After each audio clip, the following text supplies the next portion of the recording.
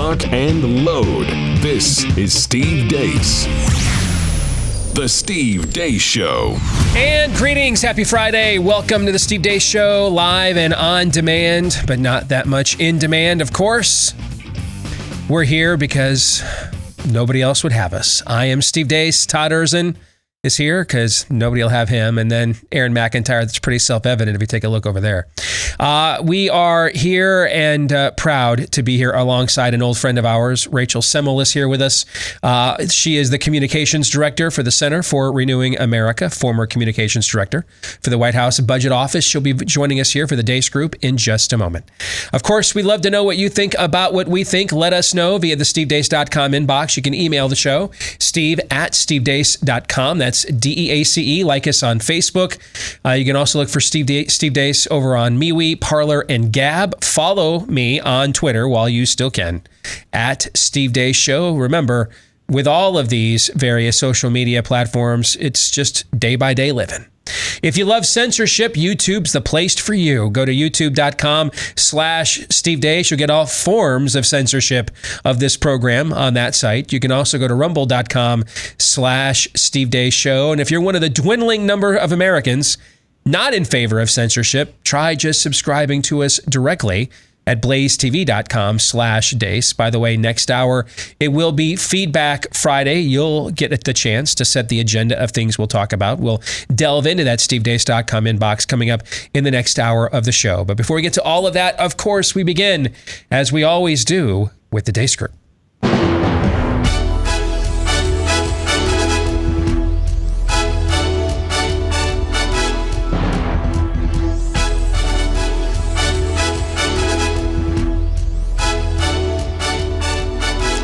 Your weekly look at the week that was, brought to you by our friends over at Patriot Mobile. You know, with big corporations meddling in our lives more than ever before, canceling free speech, we really need to make an effort to support companies that actually support us and our Constitution. If you haven't already done so, go to patriotmobile.com/Steve. That's patriotmobile.com/Steve right now and make the switch today. You can bring your own phone, get 50% off your first 2 months. Plus a free Patriot starter kit as well. All the details for this right now are on my special page at patriotmobile.com/Steve. Again, patriotmobile.com/Steve. Get the discount and the free starter kit at patriotmobile.com/Steve, or give them a call at 972-PATRIOT. Well, this is a special edition of the Deace Group. We mark the 100 days of the Biden presidency, but we begin the Deace Group, as we always do, with Bleep, Lord Nefarious Says.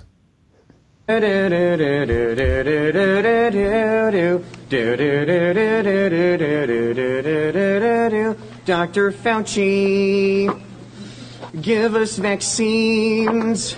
Help all the people who have been quarantined. Give me that double dose and make me go ouchie, so I can plant a kiss on Dr. Fauci. The research was that you take the vaccine because it gives you immunity. Then why not treat it that way and let the vaccinated live their lives? Well, look, think about all the things that you can do if you're vaccinated today. You can gather, you can go to restaurants, you can do all these things. And if you're vaccinated, it's just simply not safe for you. Because the science indicates that the most certain way to make sure it doesn't spread if both people have been vaccinated, the people you're with and you're outside. And you chose to wear a mask, sir. You chose to wear a mask. You chose to wear a mask as you walked out here. What message were you sending by wearing a mask outside alone? By watching me take it off and not put it back on until I get inside. I just don't understand why it's different than other vaccines. You know, you give your kids the vaccines and you don't still protect them in certain ways going forward. Either the vaccine makes you immune or it doesn't. And the research suggests it does, doesn't it, Andy? Well, for the 15 to 20% of people who describe themselves as being on the fence, we've done a lot of research, we've done a lot of listening to them, and here's what we hear. Dr. Gupta, I am among the fully vaccinated, joined Team Pfizer, and I did go jogging today in the park, and this was the mask that I wore with a doctor's mask under it. But let me just take one more swing at this. Get the vaccine because you will be able to get back to work and to life on your own terms. That's what Trump said. That's what Fauci and everybody else said, that the vaccine is our way through it. These guidelines say, yeah, kind of kind of, but you still can't go to ball games and do things the way you used to, even if you're vaccinated. I don't understand why you slow walk that part. Yeah, I think we're in the middle of a process. When are kids going to be able to take off those masks and play outside at the playground? You know, that's going to be the same thing that I mentioned a moment ago. It's going to be a situation, well, first of all, kids will ultimately wind up getting vaccinated. That's the side effect, is you get to live life more if you have the vaccine. That's why I'm saying, why don't you, unless the science supports it in a way that I haven't seen from you guys, why put any restraints on the vaccinated? Well, let me roll it up this way. Why was President Biden the only world leader at the climate summit Zoom who was wearing a mask? Because he is sending a message to the world that he is putting in place precautions and continuing to do that as leader of the United States. Let us begin. And Rachel, of course, as the guest, you get to go first. What was the best of the worst this week, Rachel? What say you? Well, the best of the worst was Biden coming out with a mask on to tell us that we don't need to wear masks outside anymore. That's going to be my favorite. It's also going to be my favorite that he also was wearing a mask on the podium 2 feet away from both the vice president and the Speaker of the House, who also are vaccinated. So at some point, I don't know how these guys aren't getting maskne. If I put on a mask, I break out to high heaven. These people seem to be loving this. But the best of the worst was Biden literally refusing to take off the diaper that he puts on his face and loving it. Todd. I'm going to be a little meta. It's the entire thing. I can't believe that we're talking an entire montage basically about the cult of vaccine. Dr. Fauci. Yeah. I'm a perpetual virgin. I'm sorry. Go ahead, Todd. You were saying. I'm sorry. Rachel, yes. On behalf of the male species, we apologize for whatever the hell that was. Good grief. But here's the thing. Here's why they're scared. And because Alexa, why am I still a single successful female? And then that video plays. Yes, go ahead. I'm sorry, Todd. Yes. But the reason there's so much hedging on this vaccine, there's a lot of reasons, but one of them is because of how the cult of vaccination operated before we had ever heard of COVID. I'm not telling you not to get vaccinated. I'm not saying they don't work, but they've always oversold them. In a first world country with good hygiene, good diet, good sanitation, if you didn't have a lot of the inoculations that we regularly give kids, it wouldn't suddenly be like Captain Trips. It just wouldn't. But this thing with COVID, and they know that. They really know. This is what chickenpox vaccine, cha-ching, money, giving guys and non-sexually active teenage girls the Gardasil, again, the same thing. This is about, we've been conditioned to accept we just got to have all these things. When Steve and I were getting vaccinated as kids, there was a combined cocktail of about 16 or 17. Now it can get up to as high as 40. But they know, the vaccination industry knows that there's holes in this thing. There always has been, and they can't admit that without destroying the entire notion of why we get vaccinated in the first place. So the back and forth there between Chris Cuomo and Andy Slavitt. Now, for those of you that don't know who Andy Slavitt is, first of all, you're a quality human. Andy Slavitt, I thought, frankly, should have been arrested for indecent exposure several times last year, because his Twitter feed was essentially an exhibitionist masturbatory exercise of filleting COVID-19 panic porn for an entire year. Is that sufficient description, do you think? And I don't want you to go any further. Okay, I just wanted to make sure.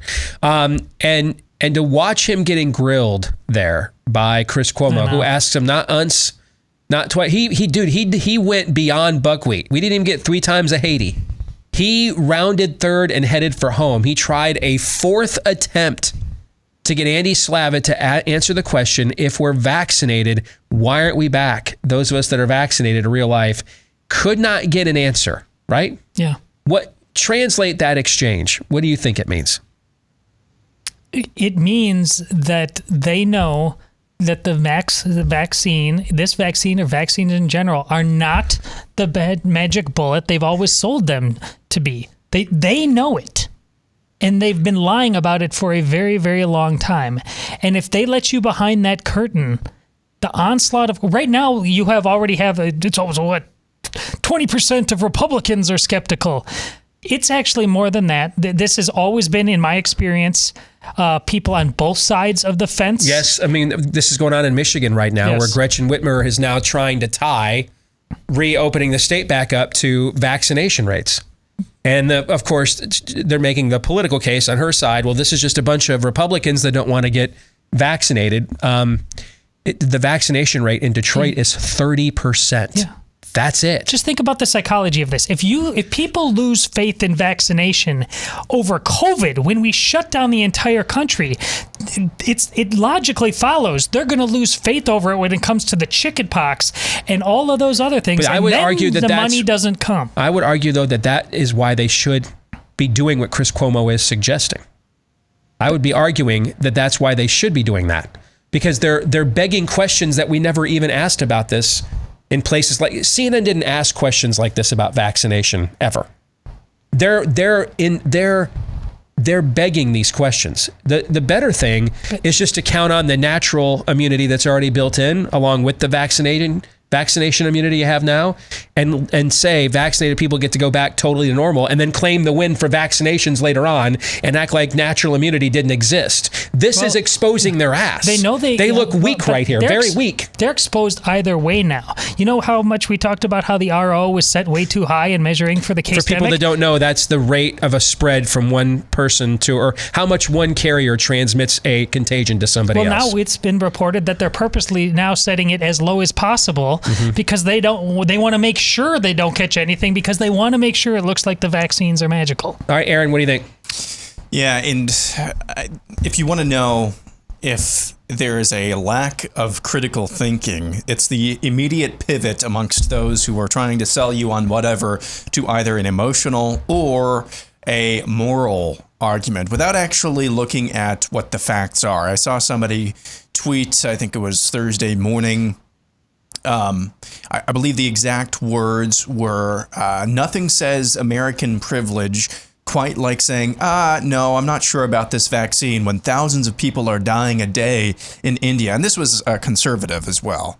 All right, if you want to know if you're in a cult, or if you want to know that there's not very much critical thinking going on, it's the immediate pivot, not to the facts, but to emotionalism. And that's really what's been tied up at the beginning through the Branch Covidians with the mask, with the vaccine, and now it's spreading as well like a virus. But I think speaking of the Branch Covidians, what has upset me the most this week is, I mentioned this on the montage the other day.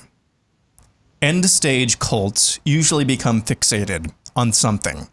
Hail-bopping spaceships, Flavor Aid, something like that. You get what I'm saying? You catching my drift? Yeah. It seems to me the Branch Covidian cult has become fixated on becoming as cringe as humanly possible through song. With just those two examples, I had a couple of more in the montage. I had 3 or 4 that went viral this week that I didn't even mention, of people bastardizing song in order to sing about the glorious power of the vaccine, or to sing about the glorious power of Fauci or Biden. That is, my goodness. I really do wish I would have followed through on the ovulating wives in this audience. Thank you. Yeah. For not playing all of those various songs. I wish I would have followed through creating the Branch Covidian hymnal praising vaccine and song, so that they could have had something better to sing other than these ridiculously mind-numbing covers that they've been doing all week. On a scale of 1 to 10, exit question.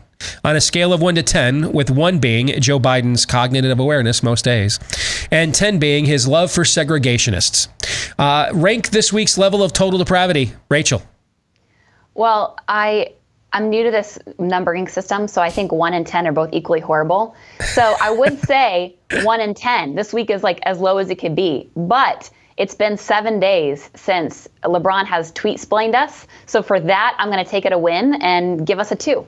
Okay. I like that explanation. I like it. Yes. Todd. She's going to give Shannon Joy a run for her money on redefining the terms of what you have. That's outstanding. I refuse to accept any premise of any question Steve asks. Yes. That's awesome. And I feel like maybe my explanation to her was, I don't know if she asked me, I don't know if 1 or 10 is worse. And I just replied, yes. Oh, yeah. I was thoroughly entertained by all of it. I also kind of think we're maybe the last show to complain about people not conforming to the premise of a question. But anyway. It's Steve Deace's Common Core system. Yes, indeed. Yes, Rachel is correct. Todd, yes. Well, because we're clearly at full cult status now, if that wasn't evident before, it has to be a 10. Aaron? 10. Let's get to issue 2, the biggest story of the first 100 days. The first 100 days of the Biden presidency have been something. He started his first term as president surrounded by thousands of National Guardsmen who were stationed in D.C. because of the apparently imminent threat of QAnon-believing, Trump-supporting, Proud Boys, white nationalist, Nazi, climate-denying, racist, homophobic, xenophobic, right-wing armed insurrectionists. It's unclear if the threat remains, but the Guardsmen are indeed still there. Then there was the plea for 100 days of masking. He also passed the third round of COVID stimulus payments, the ongoing bungling of vaccine messaging. There's also the transgendering of everything via executive order. He's also not dealt with that pesky little problem on the border with the kids and the aluminum foil and the human trafficking minor stuff. Recently, the White House announced the U.S. is pulling out of Afghanistan for approximately the 9th time. This week, the White House also announced it's planning to ban the sale of menthol cigarettes in the country.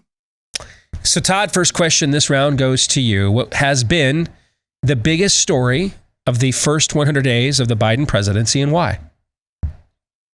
I think it's the clear idolatrous propaganda of the press. Because this just wasn't about, and everybody on this show obviously understands it and isn't surprised by it, but it wasn't just a particular Trump fixation that caused them to go all wacky, and now this was going to be a nice reset and it would be journalism as normal. No, we retired, the Washington Post retired its fact checker this week. Yeah, yes, exactly. See, that's a perfect example. I mean, Biden stayed alive through the first 100 days. They thought, let's not push it. Let's retire the fact checker. Yes. Trump was the opportunity, the window to turn things up to 11 Spinal Tap, the way the press always wanted to do it, but they had to kind of navigate some degree of the rules or decorum. But they're not going to, there's no putting that genie back in the bottle. Now they are full-on propagandists for whatever Biden and the hard left desires. And there's really no going back. And that's why that press must be... I'm sorry, Todd, you forgot to say the very Catholic president. Biden. Of course. Okay. Mea culpa. Aaron.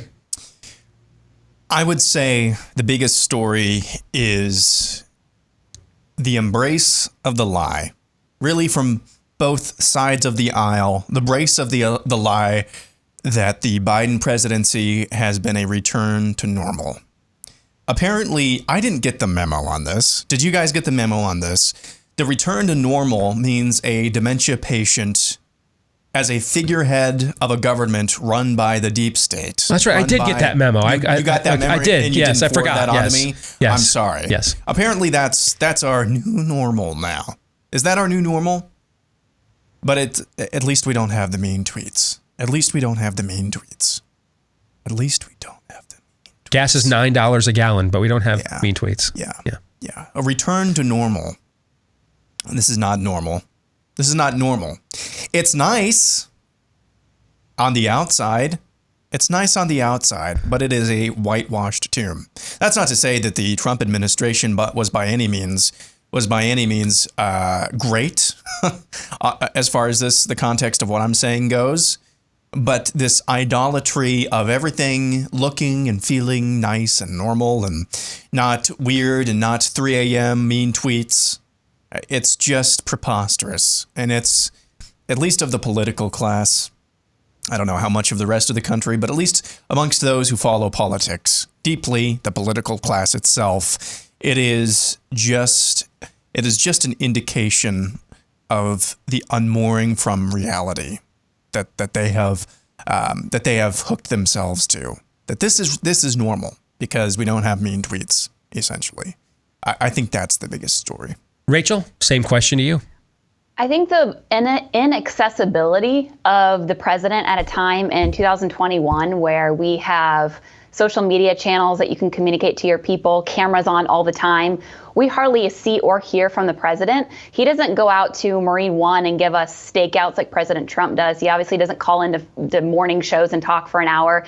We barely see hide nor hair of him. And the fact that the Washington press corps, White House press corps, many of which I had to deal with when I was in the White House, and they're not saying a peep about this president, the same president who has more lids than a Tupperware party. The fact that they're giving him that much cover for being that inaccessible is pretty ridiculous. I will say, he took inaccessibility to the next level, though, when he called Kamala Harris yesterday President Harris. He's so inaccessible that he's calling her Madam President. So the fact that we barely see or hear from him, he's had one press conference, I think that's pretty shocking. How many people do you think should tune in to watch the first, and it really was a State of the Union, the first State of the Union speech by a president who allegedly received 80 million votes? How many people do you think should tune in to watch that? What'd you guess? At least 79 million. How many people do you think should tune in to watch that? On a normal Thursday school night? No, it was a Wednesday. School night. It was a Wednesday. I would say 35 million. Okay. What would you say, Rachel? What would you say the number is? Gosh, I'm bad with numbers. I would say more than the evening news, but less than a Dateline episode. Does that put me at work? Nice. 11.6 million people watched the State of the Union address on Wednesday. 11.6. 11.6, guys. 11.6. That's it. See, this speaks to what Rachel is talking about, though. Like, inaccessible. Like, he's just he doesn't matter. He's not relevant as long as they know he's that last part. I think is what you is key, because I could argue inaccessibility should increase the audience if for no other reason. There's a supply and demand issue, but what you said is true. Everybody kind of knows. Yeah, right. You voted for Joe Biden for two reasons: to either get rid of Donald Trump or to be the Trojan horse that you wheeled through the city gate. And then once it got in, once Uncle Joe Trojan horse got through the gate, then the radicals come out the back end who are really running the show. Those are the two reasons you voted for Joe Biden, right? Okay. And therefore, everybody that voted for him, whether you think the number is 80 million or 75 or 69, who knows? However many people legitimately voted for him, they all did so acknowledging up front he doesn't matter. They already milked that cow. It's empty. It's dry. They got what they wanted. You have a perspective on that at all, Rachel? No, I mean, I think it was a cute, funny joke when he was in the basement during the campaign, and maybe we just got used to the fact that he was only going to come out whenever he felt like it. So maybe he's primed us to not want him. But I do think it's pretty shocking that and it goes back to what Todd was saying. Maybe since the media is running such cover for him, it's the illusion that he's not wanted because they're not asking him hard questions. I don't know. I honestly don't understand how the leader of the free world can get away with showing up once every 5 days. Aaron, what do you think? Yeah, it's a task. I think irrelevant is the perfect word for that. I mean, the position itself, the bully pulpit that is the United States presidency, the leader of the free world, you possess the nuclear football, you have the power to do things the biggest emperor could never even dream of in eons past. You think that would be a relevant position? A relevant position, correct? Correct? You have the power literally to end all life on Earth if we're being honest with the nuclear football. Well, that's not a relevant position. But he is. He's irrelevant. Because everybody can see that he's not all there. He's not all there. And that should be, if you're looking at this from a geopolitical standpoint, I mean, we're just hand over fist examples and excuses to other countries and other nations who don't have our best interests at heart. We're handing them excuses to look weak. Rachel, go ahead. Well, I was going to say, Biden has said on multiple occasions he'll get in trouble if he asks too many or answers too many questions. So maybe there's something going on we don't know about, and that's why he's hiding. there's 4 of us here. One of us has worked inside a White House. That's you.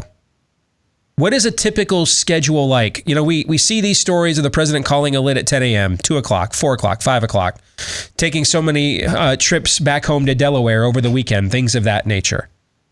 This is the first time, I think, in American history, a president has not attempted to promote almost a fearless leader level of virility and robustness from his persona and presence and his work ethic, right? Like, they're just pretty open about the fact that, you know, hey, this guy's kind of just showing up and doing what have you.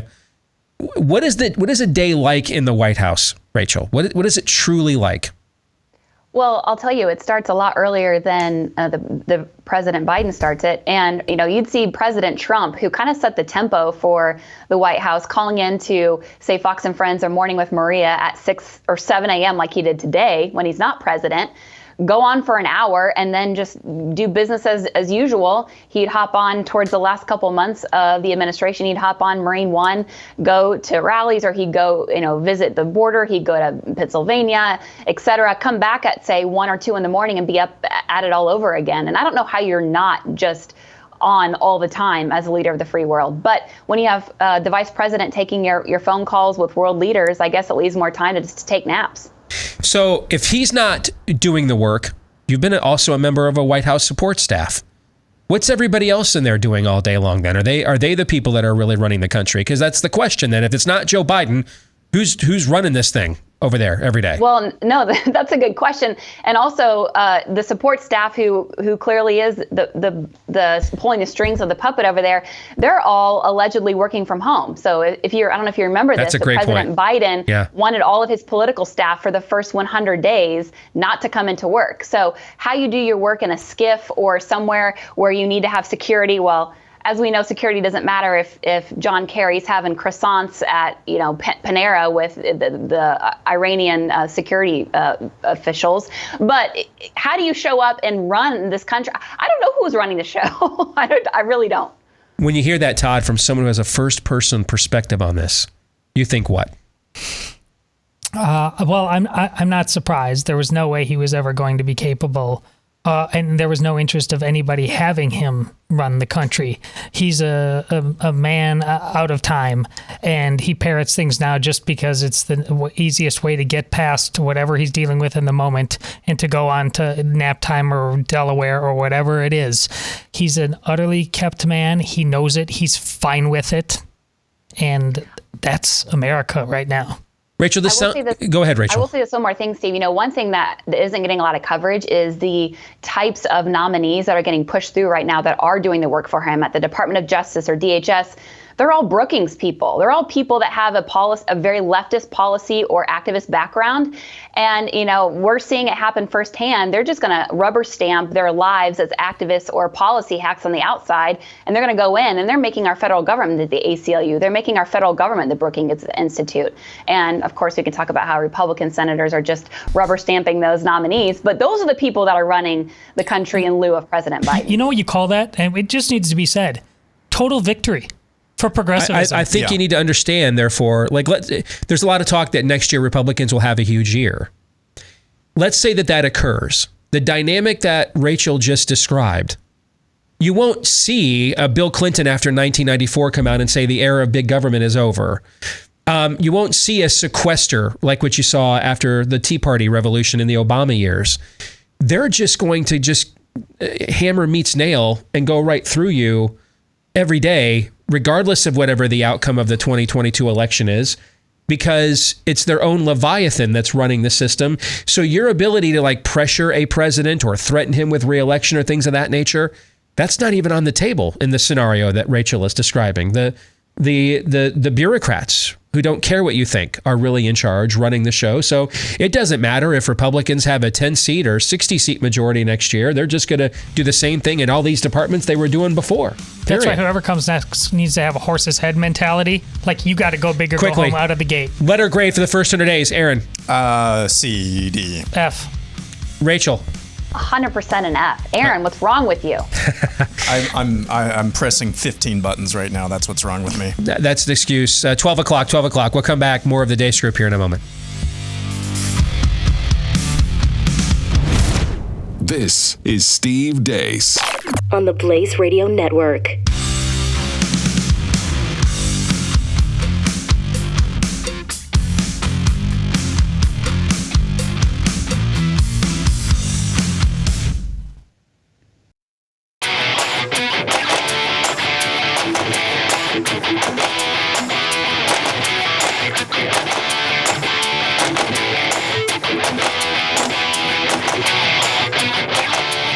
Following the truth, no matter where it leads. The Steve Deace Show. All right, back here on the Steve Deace Show. Of course, this is the Deace Group, your weekly look at the week that was. Special 100 days of the Biden administration edition. Our guest here with Todd Erzin, Aaron McIntyre, myself.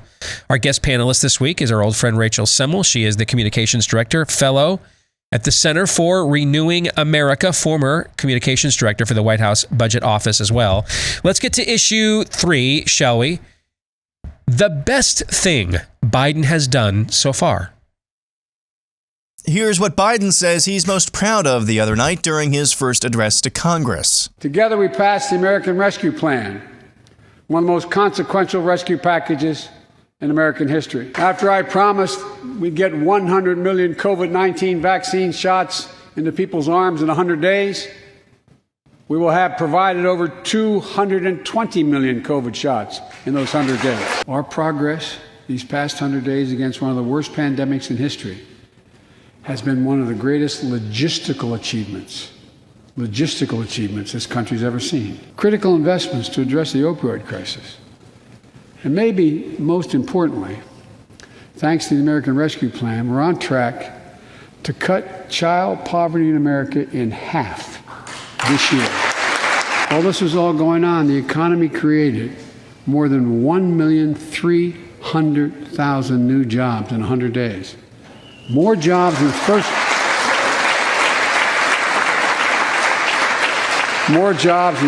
100 days than any president on record. First question, Rachel, we will go to you.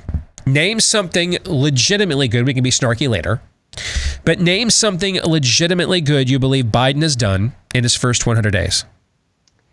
I will say that the whole ending endless wars, the fact that he is withdrawing the troops from Afghanistan, I'm going to give him credit for that. I do think he doesn't get full credit just because he is pushing it back, pushed it back 5 months from the last time that President Trump said he was going to withdraw. But I also not going to give him complete full credit either, just because he's not withdrawing so we can focus our attention on, say, China.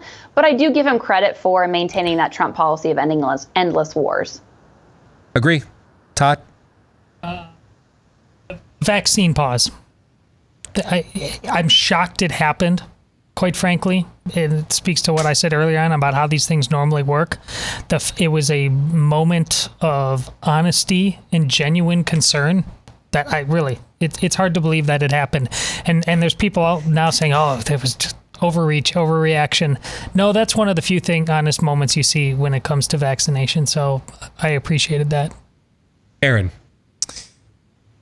I'm not trying to be snarky. I know that's how this is going to come across. I know I'm not trying to be, because I figured that Afghanistan would be mentioned and maybe the vaccine pause as well. But I think it is.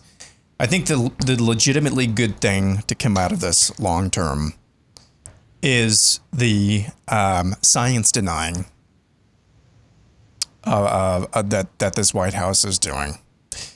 Going out to announce that you don't have to wear a face mask outside after being vaccinated while wearing a face mask, that's going to wake up a lot of people. Hopefully, if that type of trend continues and we have no indication to think that that's going to slow down anytime soon, that type of thing is going to tick a lot of people off, or at least cause them to say, hey, what's going on? Maybe the science really isn't the science, the lowercase s science that I've been told and sold my entire life.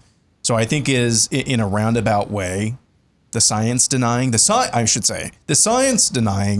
is probably the best thing to come out so far. All right. Do you guys want to comment on what Aaron just said? I thought that was an interesting angle. Rachel, I'll let you go first. I think it is good. I think where it comes to the my body, my choice argument, when somebody like me who likes to talk about life, that's also been a good perk of the holes that have been punched through with what Aaron has said. I do find it interesting, though, that all of a sudden the media has decided that they, in the last week or two, that they've going to start questioning the science that the administration's popping up. Like Savannah Guthrie wasn't conducting these interviews a week or two ago. So I'm curious what changed. But no, Aaron, I think that's a good point. And I agree. If nothing else, it allows us who were previously freaks some cover. Todd? Well, this is not, we're in a post-science society. We're in a post-truth, post-Christian, Yeah. post-science. We're just in a post-society. I just don't believe in any return to normal. Even the motivations of Savannah Guthrie aren't really because she's bound to science. She and others are bound to the magical thinking of versions of return to normalcy that never were and never will be again. I mean, we're talking about the president who appointed Rachel Semmel, Rachel Levine. I'm right here, Todd. Yes, I'm I know. Right here, Todd. Please, I know. Don't hurt me, dear God. Yes, that's where we live now. Is it possible that, and I mean this sincerely too, that the best thing that has happened is because he is so obviously frail as a figure, that you're getting unfettered, unfiltered, hard leftism now. That we got it under Obama too, and I remember those years very well, and you can see when he wasn't on the ballot, his party got decimated for it.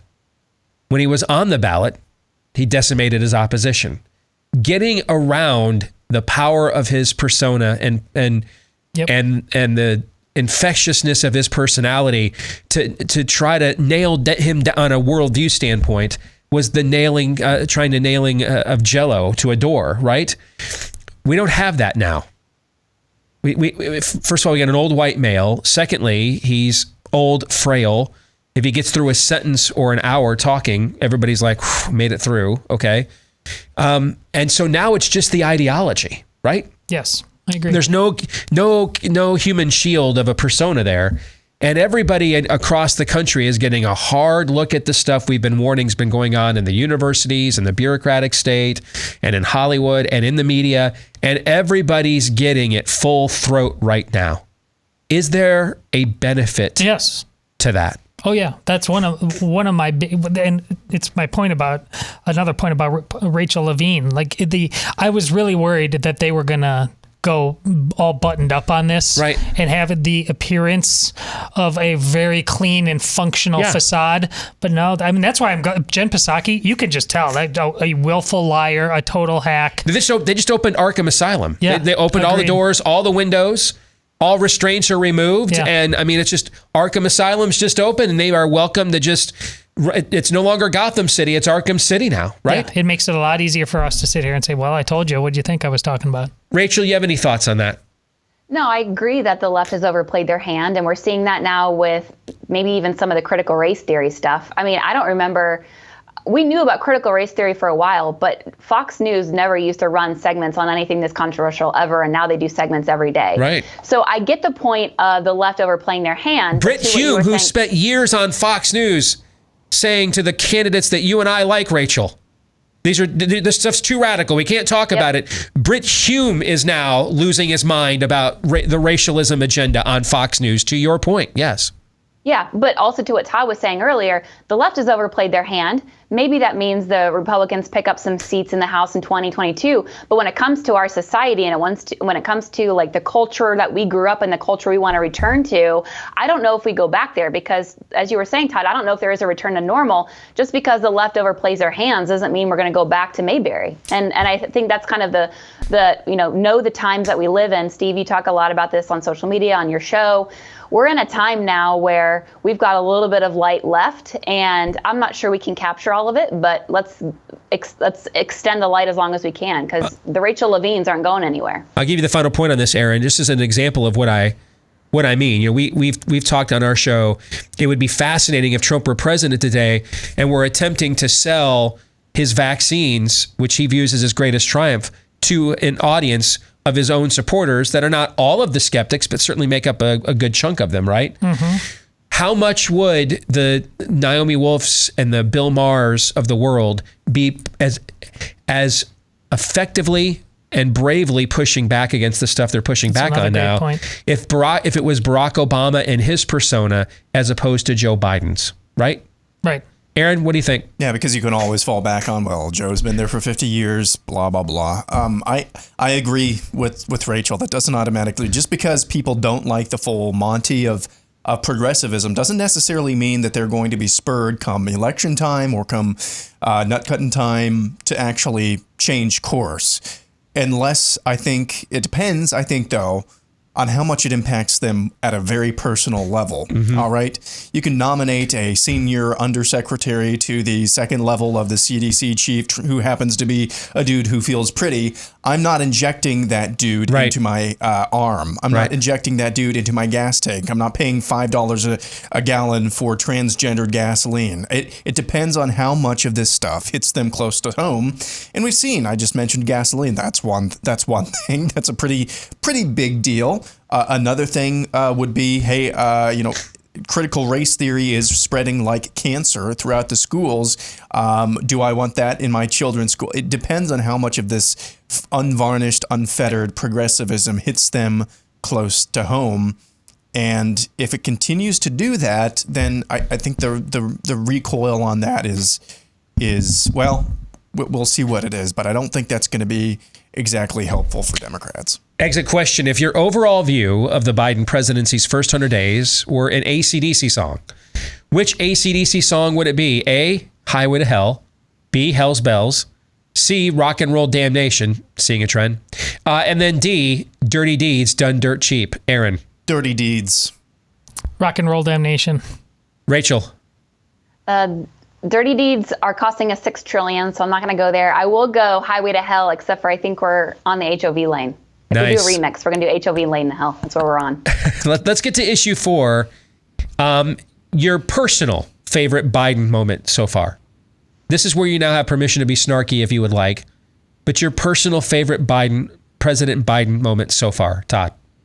The whole devout Catholic theme in conjunction with him going full tranny, because he's forcing the war within Catholicism that must be fought. See, this goes to what people like you and the folks over at LifeSite News, God love them, who think Latin Mass is a sellout, right? Okay.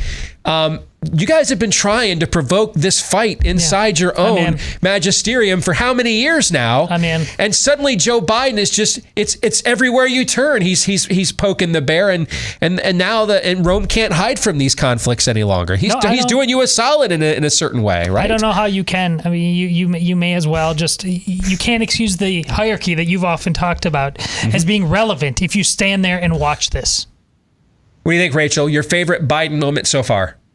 I think it was the day when he declared a national mask mandate for all of us while showing up at the Lincoln Memorial and with his family with no mask on. I knew we were in for just a bunch of awesomeness, and I've not been disappointed. Awesomeness. Aaron. Wearing a mask during a video teleconference. That's my favorite. And that was the climate conference last week, right? I mean, that photo of all those. How many nations is it now?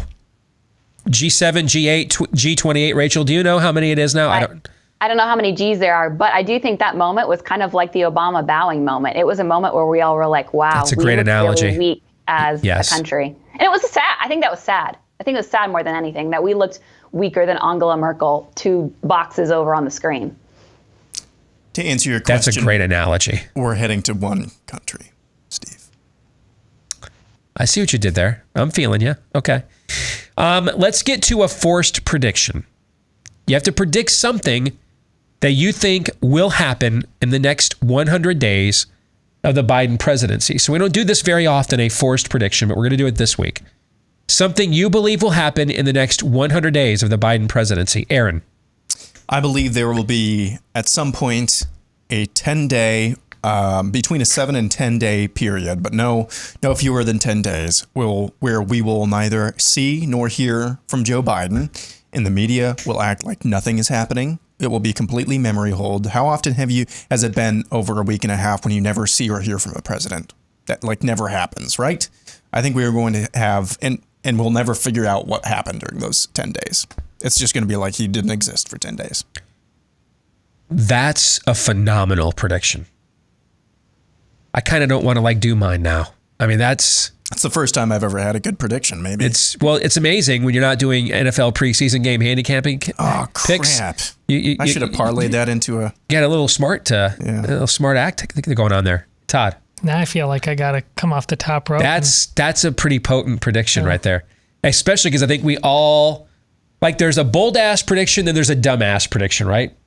And sometimes there's a thin line between those two. That, though, is a bold-ass prediction that you could see happening, what he just suggested. You could see that. Okay, how about this? Biden resigns. I could see that happening. How about the fact nobody was like, oh, come on. Yeah, okay. Yeah, I mean, I could see that happening. The one I was going to give, though, is that he will act due to violence in the next 100 days in the inner city somewhere, for who knows what the cause will be. Biden will ultimately send more federal troops in to quell it than Trump ever did. Oh, boy. Oh, boy. Dude, ban those menthol cigarettes. He might have to send in the National Guard, brother. It could be anything. All right. Rachel, what do you think?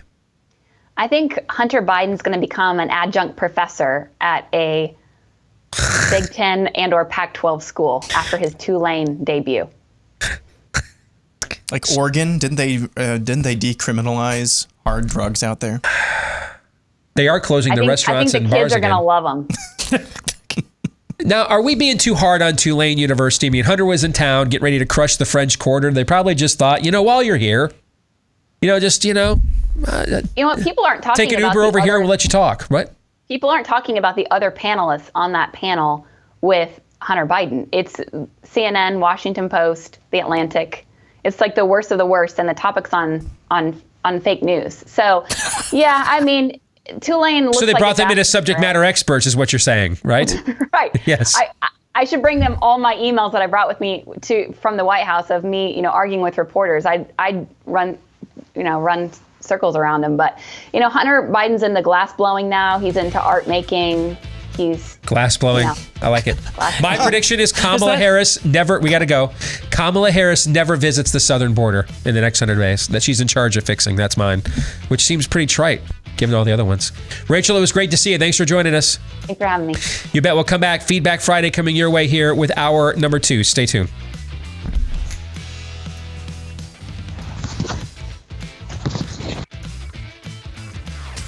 You're listening to Steve Deace on the Blaze Radio Network.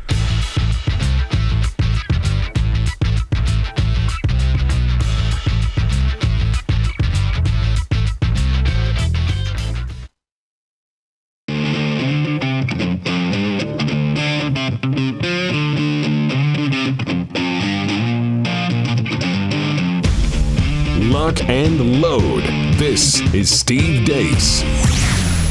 The Steve Deace Show. And we're back with hour 2, live and on demand here on BlazeTV radio and podcast. Steve Deace here with Aaron McIntyre, Todd Erzin, and all of you. I want to thank our old friend Rachel Semmel. She did a fantastic job last hour with the Deace Group Roundtable Biden 100 Days edition. Don't forget, you can let us know what you think about what you think. In fact, what you think about what we think. In fact, we're going to find out here in just a few minutes with Feedback Friday. Steve@stevedeace.com is the email address. That's DEACE. Like us on Facebook, MeWe, Parler, Gab. Follow us on Twitter @Steve Deace Show. And if you're a podcast listener, thank you. We appreciate you. We would ask that you would, in turn, show your appreciation for us. Hit that 5-star button. Give us a 5-star review. Hit that subscribe button. I'm told the more of you that do those two things, it helps our podcast to grow. I don't see any evidence of this. It seems like our work helps the podcast to grow. But anyway, let's find out. Nonetheless, we like to read positive reviews of ourselves because we have fragile male egos. I don't know about you guys, but I get bored sometimes, around 10:30, 11 o'clock at night. I just log on to our iTunes page and just start reading the 5-star reviews to make myself feel better. Todd, your thoughts? No. I'm just kidding. Is this before or after you use the... Oh, wait, I'm not supposed to say that on the air. Oh. Sorry. Nice. I'm just going to hold that out there. I'm going to dangle that out there. You know how many emails I'm going to get now? What's he talking about? I'm here for this game. I expect it to go on for a long time. Finding where the line is. It's going to be glorious. I feel like I don't need to ask this, but is spending time reading positive reviews of yourself, I mean, that's not a dude code violation, right? Yeah, it is. It is? Oh. Depends on what the motivation for it is. What would be the right motivation? Going to read reviews just to see what people think. And they just all happen to be positive? And they all happen to be positive, After like 2 or 3, then you should probably call it quits. But that's taking the good with the bad. If you're going in there, okay, I just want to know. I just need to know, like you often say. Then that's fine. But if you're going in there looking for a pick-me-up, that's bad? Yeah. If that's your Delilah, that's bad. Well, I'll tell a friend of mine not to do that anymore. Let's get to Feedback Friday, brought to you by Rough Greens. We've been talking about Rough Greens for quite a while right now. It is that powder that you sprinkle into your pet's food that puts all the good stuff that's likely missing from it back in, the vitamins, minerals, nutrients, etc. That's why we humans buy so many supplements these days. That stuff's been taken out of our food for mass consumption and distribution. The same thing has happened with our pets as well. Enter Rough Greens. They now have a supplement. Now, you may be wondering, though, will my dog like this as much as your dog Cap does, Steve? One way to find out, how about we give you the Jumpstart bag for free? Give it a couple weeks, see if your dog takes to it. All you pay is the shipping. We give you the Jumpstart bag to get you started, though, for free. All you've got to do, go to roughgreens.com, RUFF for roughgreens.com. Again, you just pay for the shipping. The bag is free at roughgreens.com. Or give them a call at 833-ROUGH-DOG. Again, that's 833-ROUGH-DOG. All right, let's get to some Feedback Friday. This is from Elliot, who says, in a recent Ask Steve Anything, you said we were not a nation of immigrants, but a nation of citizens. By the way, I need to give a hat tip. It was many years ago, so I don't know, anywhere between 5 or 10 years ago. I was listening to the great one, Mark Levin, one evening. It was back in 2007. During the big battle at the end of the Bush administration that was the first amnesty battle, McCain-Kennedy, remember that? Yeah. And the Bush White House was pushing amnesty really hard. And Levin came out really hard against it. And I'll always remember the good times, Steve. And it was Mark Levin, the great one, who I heard say this for the first time. And it's one of those things, sometimes you hear somebody say something that just kind of rocks your world. You're like, wow. Yeah. Like, that just simply just nails it. And he said, we're not a nation of immigrants. We're a nation of citizens.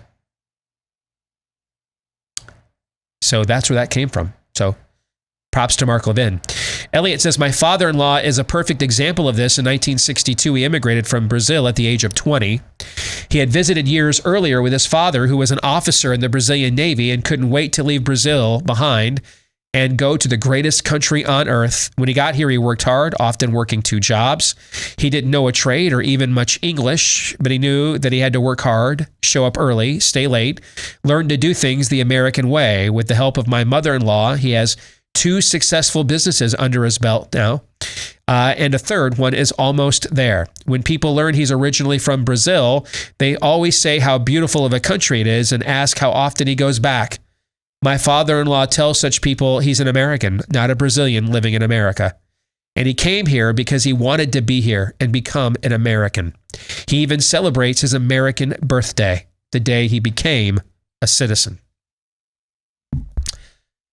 I think that's exactly what Mark Levin meant when I first heard him say those words. He meant this story. Right here. I mean, my ancestors came here from Italy and Sicily. They maintained some of their traditions, but the goal was to become an American. If they wanted to remain Italians and Sicilians, they would have stayed there. Now, we have a past, unfortunately, that we have to acknowledge where one particular group of people were not given that choice about whether to come here or leave their home country or not. True? Of course. And therefore, that has led to decades and centuries of difficulty trying to reconcile that and then ask ourselves, at what point now are you full-fledged Americans? And I think the way that this debate has devolved is it now seems as if more and more some sectors of the culture don't want to be Americans anymore. That the fight is no longer about you're denying me my divine rights as an American to I deny you the right to be an American or anybody else for that matter.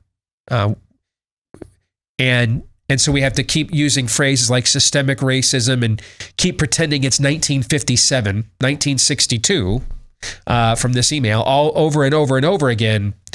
But it's never ever to reach a point of reconciliation of that past.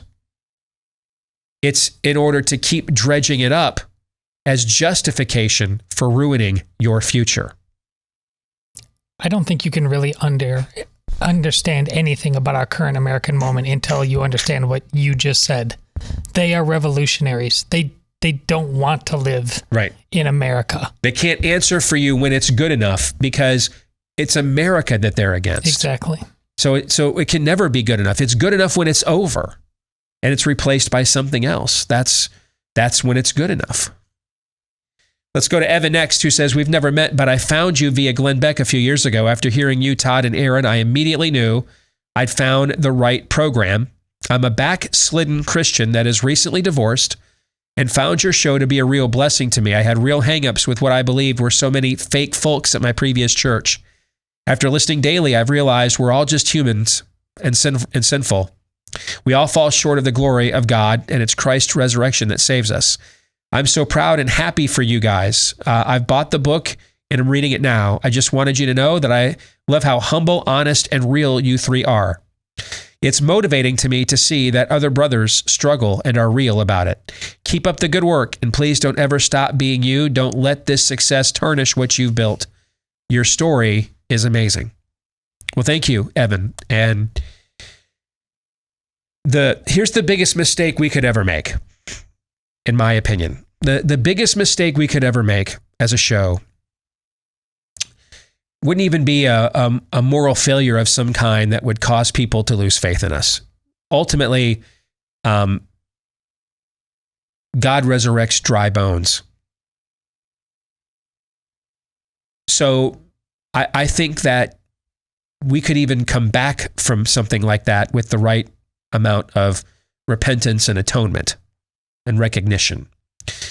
The worst thing we could ever do, and this is me speaking now as the guy whose name is on the marquee, the worst thing this show could ever do is allow you to elevate us to idyllic, lofty perches, so that ultimately the credit for our success or lack thereof, the credit for our ideas, our wisdom goes to us and not who it really belongs to and should really go to. One way to make sure we never commit that mistake is to be very honest and thorough and transparent as much as we can be, because, sometimes when we're sharing what's going on in our lives, we have to be careful because there's other people's lives that intersect with those that didn't sign up for the mission that the three of us did sign up for.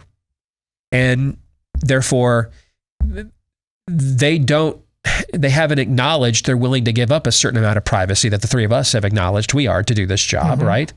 And so some things we do have to just keep personal and private between us because it intersects with the lives of other people that aren't on the front lines of the culture war, and therefore they haven't made the same deal that we made in order to serve in this arena. But short of that, one way for us to make sure we don't create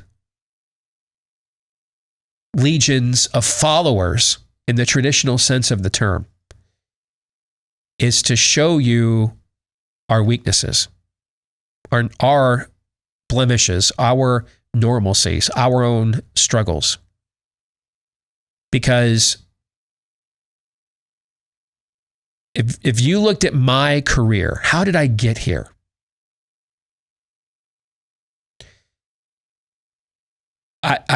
My career path is not one you could follow. I don't have a degree from a 4-year school. I remember I was speaking with one of the most powerful people in conservative talk radio, and I'll leave it at that, a few years ago. And he was contemplating bringing me in to his operation. But he was really hung up on my lack of education, formal education, college. Because in his mind, without some impressive degree, I'm not qualified to pontificate on these lofty matters. I mean, where's my training from, education from? And I tried to be polite. You know, we went back and forth on this a few times. I tried to be respectful of my elder. He's very successful. But after a while, I just grew frustrated, and I finally just looked at him and said, you know what, man? I graduated from the same school as Rush Limbaugh, the guy that's been kicking all your asses for the last 20 plus years. Went to the same college he did. Conversation ended shortly thereafter, okay? But we don't want to create drones, clones, followers. We're not looking to do that here. We're hoping that what we create are co-critical thinkers, co-activists, co-belligerents, co-warriors. And to avoid the temptation to both A, believe our own press clippings, and then B, stop you from believing them, one way to do that is to burp and fart around here every now and then. You know what I'm saying? To let people see, in the end, I'm just a guy named Steve, you're just a guy named Todd, and that's just a guy named Aaron. I think the paradox here is the likelihood of what we want to accomplish our show, of the mission we want our show to accomplish. The likelihood is it will be more likely to happen if we decrease and the one who's responsible for us being here and our talent increases. The less we try to get our arms and hands around it and own it, the more likely it is to slip and fall through our fingers. And so that's sort of the paradoxical way that we handle the show is we try to encourage you and lead you in a way by showing you we're actually not really any differently than you are. And therefore, if we can do this, so could just about anybody else. Any thoughts on that? Well, it's interesting. There was a letter writer, even after what we were talking about, but the answer is us. It's really hard to break this mold. They didn't feel up to the task of doing something. I can't remember addressing their employer or something like that. Just go for it. You got to jump the first time, all right? Up to that edge of the big, tall diving board, and just jump and see what happens. You are up to the task way more than you think. They're counting on that fear to keep you parked. Once you jettison that, you'd be surprised at what you can accomplish. Amen. Yeah, never live in fear. I echo everything Steve just said about being real. That's a catchphrase. It's a buzzword, but it is so important. And when you're living the Christian walk, I think there's a difference. I think everybody in this room would agree there's a difference between recklessness and taking risks or stepping out of your comfort zone. Seems risky to you, might not seem like a risk to other people. It is incredibly freeing, though. You never have quite the same amount of freedom, though, when you're pushing yourself. getting yourself outside of your comfort zone. I said last week, never, dudes, never, ever, ever allow yourself to get complacent or to strive for a state of being of comfort. Never. That's the worst enemy, I think, in a practical sense of men, because we are naturally passive. It is freeing, though, when you are active and you're pushing yourself and getting outside of your comfort zone. You feel like a real dude. Great example of that, not in a spiritual sense, but just as an example, is the first time I flew solo. Once you get off the ground, you know, the first thought in your head, I got to get back down again. Okay. But you feel free and you feel alive then.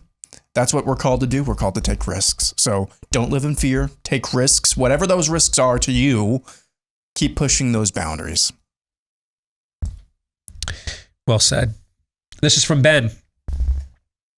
I'd like to say thank you because I believe you set me up for something great. At the beginning of this year, the church where I worshiped voluntarily closed for in-person services.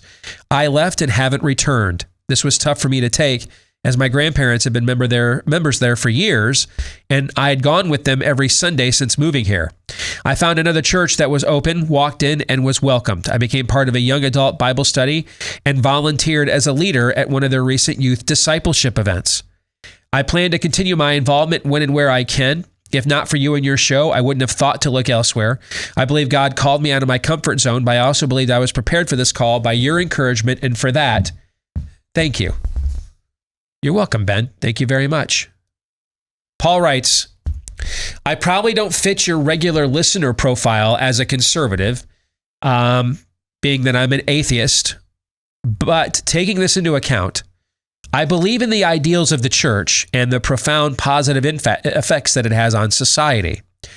We can all see the fast movement away from the church to this utopian type junk progressives are spewing out, and it's ruining the world over. The flow-on effect of this nonsense from the United States to Australia is fast, spreading like an actual dangerous virus, unlike the less dangerous COVID. I have followed you through all of COVID and love the facts that you back up with your work, the pushback and the staunch backing in your beliefs, and most of all, that truth is your search for the truth is what keeps me coming back. It's refreshing and important work. Thank you, Paul. That's very kind. And therefore, if you don't mind, since you announced yourself as an atheist, I would have one follow-up question for you. You mentioned the ideals of the church and its profound positive effects on society. Those are your own words. I would ask you, my friend, fellow truth seeker, Paul, where does the power come from that gives the church the ability to have a profound positive effect on society? Where does the church's power to make such an impact, where does it come from? How does the church acquire that power? And why would the church uniquely have it? And if you're listening today, I'd love it if you wrote us back, steve@stevedeace.com, with your answers to those questions. Lloyd says, why aren't we grooming young men and women for office? Every 4 years, we should have 2 or 3 candidates that we have groomed for office from youth. Someone who is fluent in multiple languages with a military and or intelligence background, someone who's schooled in critical thinking, etc. We should be working on a united front to build a better nation. That's how you help to change America. Well, Lloyd, Todd, you might remember I used to talk about this years ago when we were a local show. Aaron, maybe you heard it too, but I used to talk about the fact that if a young man met a young woman in the youth ministry at church and went to the pastor and said, hey, we're talking about getting married. I didn't have the greatest example as a husband growing up. Could you show me what God expects of me as a husband, the pastor would say, what? Oh yeah, of course, right? Yeah. And then maybe, a few years later or 9 months later, he goes back to that same pastor and says, hey, I'm going to be a dad. And I didn't have the greatest example of a dad growing up. Would you show me what God expects of me as a father? Same pastor would be like, I'm happy to do that, right? Sure. Then maybe he started a business now. And a few years later now, this business is very successful. And he wants to be a good steward of the resources that his business is providing. Goes back to that same pastor for a third time and says, can you show me what God demands of me to be a good steward of my resources? Again, I would imagine that pastor would be enthusiastic to help in that area, right? Hope so. But then a few more years go by. Maybe now those children are grown, or they're about to be grown and out of the house. And that same young man has been married for many years. He's got a little salt in that hair. And he's thinking about what kind of world he's going to leave behind for his grandkids. And he isn't all that impressed with some of the people that represent him in local office or even national office. He goes back to that same pastor for a fourth time now and says, I feel called to run for office. Would you show me what God demands of me as a public servant? Chances are that same pastor is now going to suddenly say, sorry, kid. That's not what we do here. We don't get involved in those arenas. And, we're a 501c3 after all, right? They might, yeah. Yeah. So this gets outsourced basically to whorish political parties and their ancillary parachurch organizations, basically, right? Yep. And so this same man, stop me if you've heard this one before. This same man who, faithful husband, faithful father, faithful steward, right?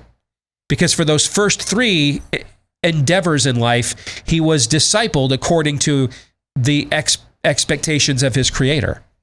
We get to part 4 now. How many times have we seen that same guy is a horrible public servant? Because he's now been discipled according to the expectations of the political system.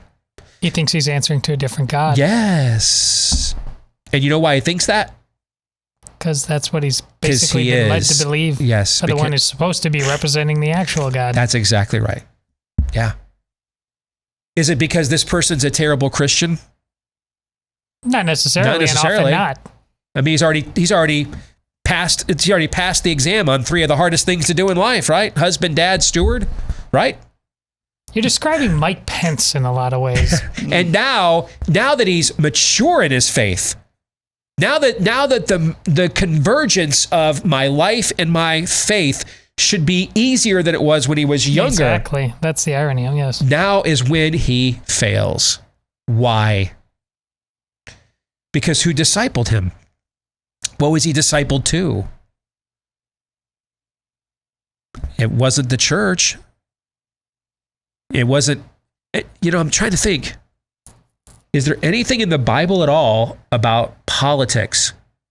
Like, what if there was like a book called, I don't know, Kings? What do you think? Or, just in case, like, God should have been smart enough to put 2 books in there like that.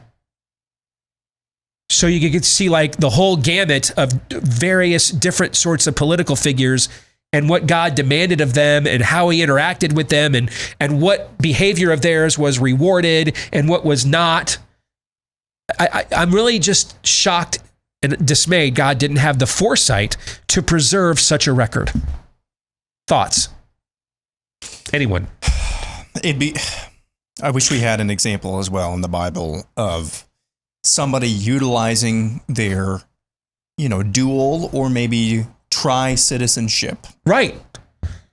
Some of that, like with like member of the church. Yeah. But then like part of a free society at the same time. And part of the kingdom of God too. Right, that too. And then had to figure out before we did here in America, pardon me, had to figure out how to, weave through those areas where they intersect and not lose your integrity or character on the other side, right? So you're describing a book of where everybody ends up. The current lay of the land that we birth into existence is the book of Judges. That's one area.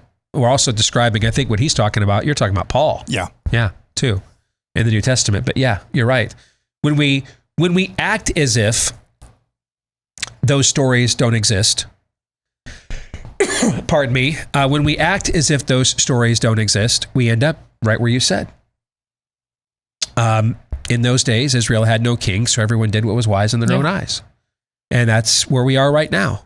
And this is why you're seeing men of great piety, great character, and I would argue courage. It takes great courage to die to yourself to become a godly husband. It takes great courage to die to yourself to become a godly father. It maybe even takes more courage to die to yourself to become a godly steward, right? It's easier for a rich man to pass through the eye of a needle than to enter the kingdom of or a camel to pass through the eye of a needle than for a rich man to enter the kingdom of heaven, right? Yes. Okay. I mean, Jesus probably preached about the horrors of money more than any subject other than hell itself, what it can do to us. And so here we have these men who tackle these other areas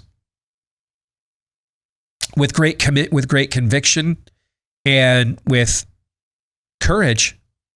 And when they get to public office, they wilt repeatedly. Pardon me, my voice is starting to give out now. They wilt repeatedly. They bend the knee to the spirit of the age. The spirit of the age they did not bend the knee to in their marriage.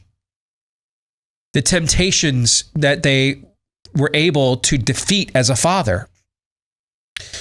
The temptations that they ignored or overcame as a steward, to not cut corners, to not treat their employees poorly, to not lie on their taxes, to be kind and generous with their own first fruits, right? Suddenly now, they get to the, what is it? Why is it when they suddenly get to the political arena, they suddenly join Ben Folds 5? Why does that happen? You're describing what I say when I want to run for office. I want to find out. I got to know. Like, what happens to you people? I think a lot of it is the email we've been answering. They weren't discipled in those other areas. And nature abhors a vacuum. And so if the church will not disciple you in the area of public service, the system will do it instead. More in a moment.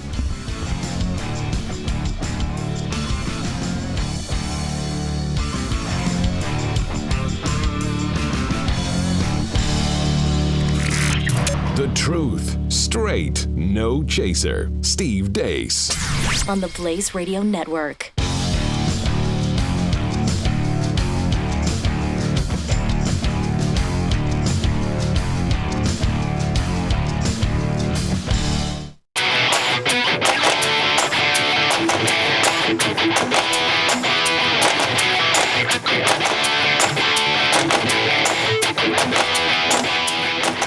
So that the world may know, this is Steve Deace.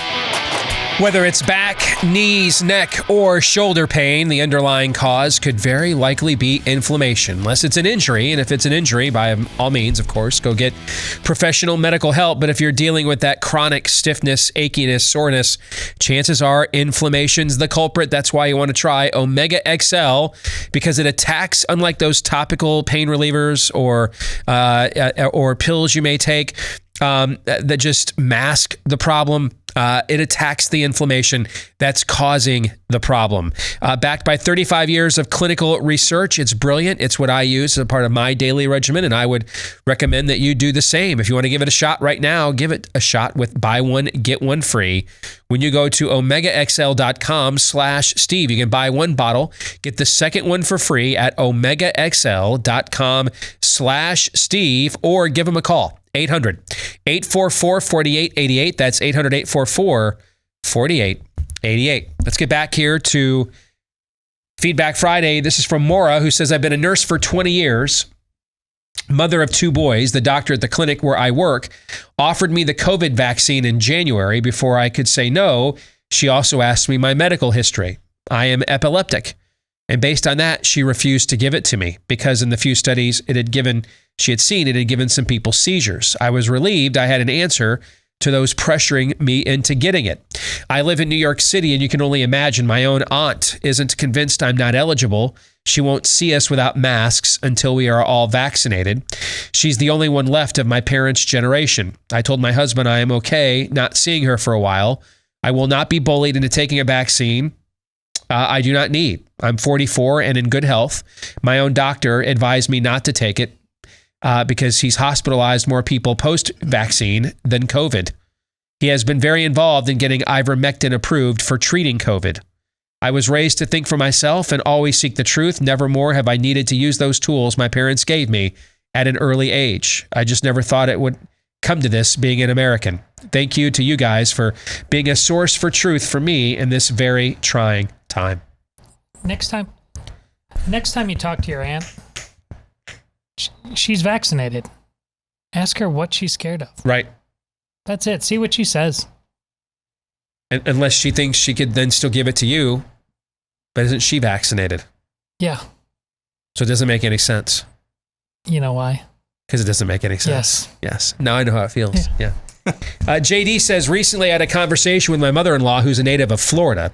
She lives in the suburbs. She's in her 40s and fits snugly into the category as a white Christian woman who did not vote for Trump in 2016 or 2020 because he tweets mean things. To be fair, I am fond of her, but she does tend to fall in the Karen category on occasion. She hates masks, though, with a passion. So I give her a pass on a lot because I like that. She and I have debated regularly over the 4 years I've known her, which has heightened by the fact an election pandemic year was my first year of marriage to her daughter.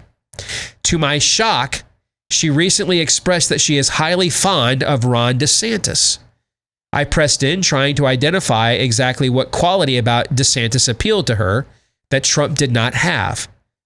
Perhaps it is that he holds a better balance of eloquence and savagery when dealing with the left. Curious what you think DeSantis has that appeals to this demographic in which Trump greatly failed. I think you articulated it, JD. I think we have to remember, people vote for people. Not for a construct, for idea. They vote for a person. In the 80s, Ronald Reagan ran on great ideals. Making it morning in America again was never on the ballot. That wasn't on the ballot. Ending the Cold War, not on the ballot. What was on the ballot? Ronald Reagan. They voted for him or not. And so I think what your mother-in-law is seeing is essentially with DeSantis, she's seeing Trump's agenda, although actually deployed into governance. And so she's benefiting from it without any of the unnecessary and it's all cost-benefit analysis and ROI. If I'm going to tolerate that level of crazy, I better win the lottery. And I didn't feel like I was. Yes. And so DeSantis is just more polished as a man. It's funny, he sounds a lot like Trump in his own way when he picks fights with the media. But note that he picks the fights. He doesn't feel like it's not every day. Do you think the Miami Herald is only going after Ron DeSantis the days that we see Ron DeSantis go back at them? You think the rest of those days they're covering him fairly? What do you think is the answer to that? No. He chooses when he goes back. He chooses. It's not a dog with a bone. It's not a moth with a flame. It's not a fly with a porch light. Every time someone dares step to me, has a different opinion. Every time, I must act. I must respond every time. That really is exhausting. Okay. This is like, it's about quarterback rating. Trump was basically, he's the Saints backup now, the former Florida State guy. He was with Tampa. Jameis Winston. He's Jameis Winston. 30 touchdown passes, 30 interceptions. Is that what you mean? His greatest touchdown Only year. time that's ever happened in NFL history. Yeah, yes. he had his greatest year of offensive output. Yes. But it came with so much collateral damage. Yes. And they got rid of him the next year. In the end, you can't rise above your own character or worldview. And the things that have the overindulgences that have made him both a great success and also a great flop and scandal bearer throughout the course of his pre-political life for Donald Trump played themselves out when he was in the White House. And of course, the media that is just looking to instigate at every turn took full advantage of that, even at times when they were dishonest. One of the things that I've seen from DeSantis so far, he picks fights when they benefit people like your mother-in-law, not always because they benefit him. And that, I think, is a big key. Okay? Mm-hmm. That goes to what you're just saying. Are we doing this for me or are we doing this for you? Which one is it? And when Trump in business, I mean, and I don't know how many ultimately employees he has, but when he declared bankruptcy, you know, that trickle down was significant, but it was still confined to him and his business. He declared bankruptcy fundamentally as a president multiple times. Yet we're the ones who ultimately have to bear that cost when his reach exceeds his grasp, and it often did. Tim in Ashland, Virginia says, I work at the Navy Yard in D.C. They are pretty much in lockstep with the Branch Covidians and the mask mandates, social distancing, all the other restrictions. Even though the mean age overall is probably considerably below 70, we were just informed of a new Navy initiative called Shot X. This initiative has placed every department of the Navy, civilian, contractor, and military employee at the head of the line for the vaccinations. I find this ridiculous at best and appalling at worst. I don't plan to get the vaccination. My wife just got the first of the Pfizer shots. If I am asked why I won't get it, I'm going to ask them back. If I do, can I stop wearing the mask? And I guess we'll see where things go from there. And by the way, if you guys need any backup when you go Michael Douglas and falling down, you can call on me. I like that. This is from M. M writes, I'm currently on active duty orders in the Navy at one of their training bases, and we are still very much under the terrifying rule of Lord Fauci. May he rule forever. Currently, any and all bases in my area are in a condition called Charlie. I cannot go out in the local town except for food and gas. I cannot go to any restaurant except for the purpose of going to the drive-thru. I cannot go shopping for clothes, shoes, furniture, or any other item that might make my home more like home without worrying about catching huge repercussions from my boss, my boss's boss, my boss's boss's boss. The consequences are quite real. More than a few people that are in fairly advanced training have been removed from further training after celebrating a major milestone in town and having photos taken of them. More than once, my fellow members and I have been threatened with UCMJ, that's Uniform Code of Military Justice for the uninitiated, UCMJ articles and major punishment if we do not follow all of the COVID policies. I'm lucky that we're allowed to go to indoor religious facilities. Masks, you bet. All military members are required to wear them on base at nearly all times. We are, fortunately, not required to wear them during PT, but pretty much everywhere else, regardless of who has the vaccine. Todd was also correct. Everyone in the military will have the COVID vaccine when it receives FDA approval, as all FDA-approved vaccines are given to us. From the culture war, things could not be much worse. I may not be the first one to note, but there is a major disconnect between the officers and enlisted personnel in the military. While most enlisted remain fairly conservative, I've yet to meet an officer that does not lean even a little bit left, and most lean fairly far to the left. It is, in my opinion, we're reaching a breaking point in the military soon. I've been told for quite some time that a major war with China is coming in the next 5 to 10 years. And I currently do not see how the military can fight effectively if the officers and enlisted personnel cannot come to an agreement on what matters in the culture they're defending. The further up you go, the worse it gets.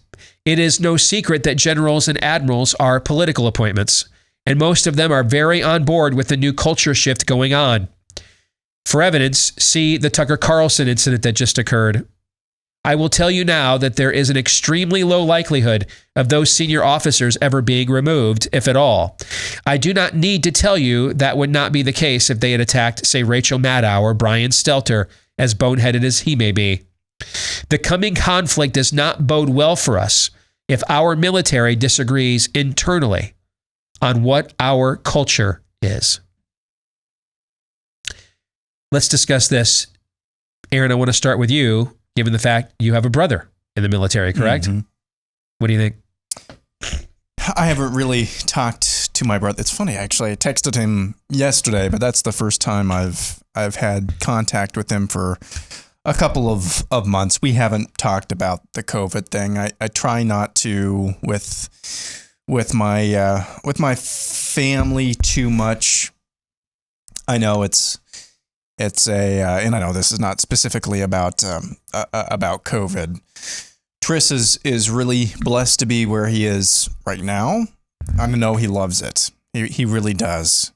He's not had to deal in his capacity with some of the things that have been laid out there in that letter. And I know he wants to still continue this career, and he's been in the military and the Air Force for, it's got to be near a decade now. I will tell you, though, from a couple of close buddies that I have, who I'm actually going to see tonight and tomorrow. First time I've seen one of them in quite a while, or at least hung out with one of them in quite a while. They got into the Marines and the Army, respectively. They got in because, one, they knew that it was a surefire thing for them, a surefire opportunity for them that they wouldn't have had in small town Iowa, in the poorest county in the state. That's one reason. The other reason is they were drawn. They were guys. There are some millennials who are just dudes at heart, and they were just drawn to the concept of serving one's country, sacrificing for one's country, and to varying degrees, especially with the one in the Army. But to varying degrees, what I heard from them is they found out really, really quickly that that's not really what it's about anymore. And this has been darn near 6-7 years ago now. 6, 7, 8 years ago. Think about the stuff we're just hearing now. Right. And this was 6 or 7 years ago, and even they were like, "Get out of here." Both of them went to Afghanistan. When our military is viewed by the people who think it is their job to bring America down a notch,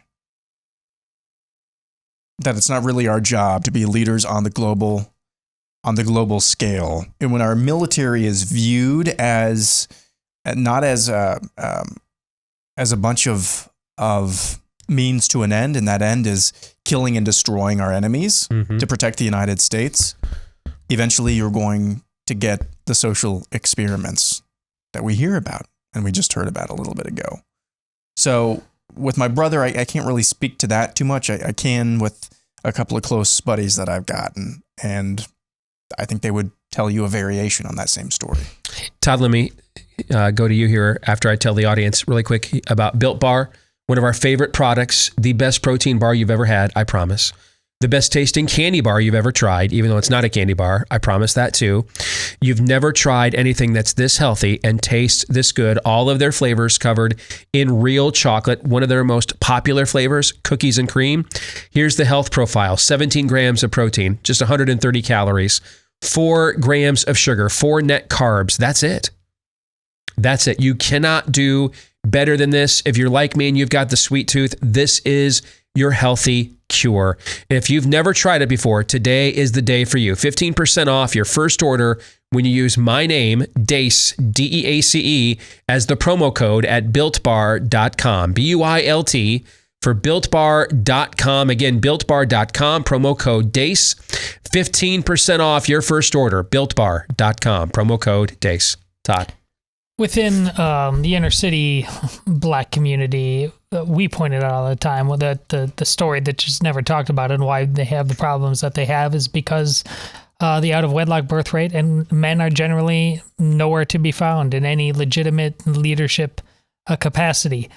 But it would be utterly wrong to hang that unique quality around the inner city black community. The simple fact of the matter is that what Aaron laid out is that we are just crying out for manhood and leadership across the board in every segment of America. I mean, the military, it's incapable of functioning as a military should, if the leadership right now is basically men who feel pretty or justify that. It's a mathematical impossibility. You can't get that 1 + 1 = 2 ever. That'll do it for our show here today. Every one of you, hopefully you have a great weekend. We will see you again on Monday. And until then, John 3:17.